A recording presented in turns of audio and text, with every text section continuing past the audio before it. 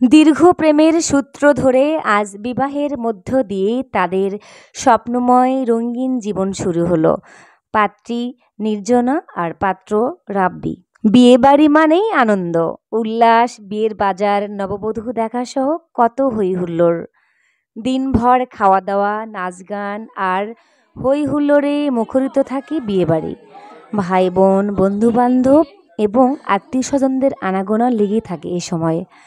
আর এই বিয়ের যাবতীয় কাজে গুরুত্বপূর্ণ ভূমিকা থাকে বর এবং কনের পরিবারের সকল সদস্যর সহযোগিতা এবং অংশগ্রহণই পারে তাদের প্রিয় সদস্যটির বিয়ের অনুষ্ঠানটিকে জাঁকজমকপূর্ণ এবং স্মরণীয় করে তুলতে। বিয়ের আয়োজনে কেনাকাটা থেকে শুরু করে বৌভাত পর্যন্ত প্রতিটা সময় লেগে থাকে অফুরান কাজের চাপ। পরিবারের সদস্যদের সহযোগিতায় কেবল সামলে নেওয়া যায় সব কাজগুলো সবাই মিলে ভাগ করে নিলে দ্বিগুণ হয়ে যায় আনন্দ। বধূ বেশে কন্যা যখন এলো রে, যেন খুশি বন্যা বয়ে গেল রে। সম্পর্ক বদলে গেল একটি পলকে, কে বা আপন কে বা পর হলো রে। বধূ বেশে কন্যা যখন এলো রে, যেন খুশি বন্যা বয়ে গেল রে।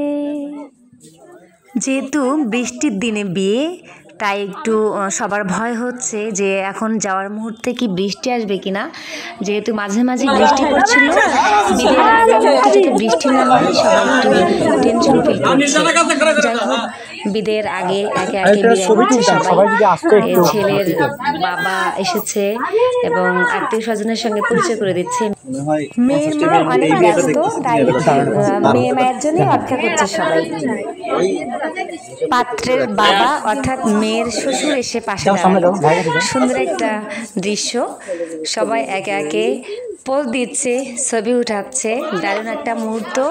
আর গ্রামের বিয়ে মানেই অসাধারণ কিছু। হালকা কান্নাকাটির পর্ব হলো, তবে সেগুলো ভিডিওতে উঠাইনি। এরপর যাচ্ছে, কারণ যে কোনো মুহূর্তে বৃষ্টি হতে পারে, সেজন্য খুবই তাড়া।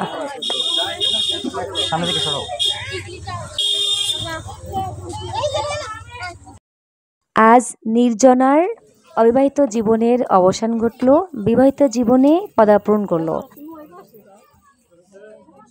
ছোটকাল থেকে বাবা মার সাথে যে মেয়েটা ছিল এতদিন, আজ বাবা মাকে ছেড়ে শ্বশুরবাড়িতে চলে যাচ্ছে স্বামীর সাথে সংসার করতে। তাই মনটা অনেক ভারাক্রান্ত এবং প্রতিটা মেয়ে এরকম হয়।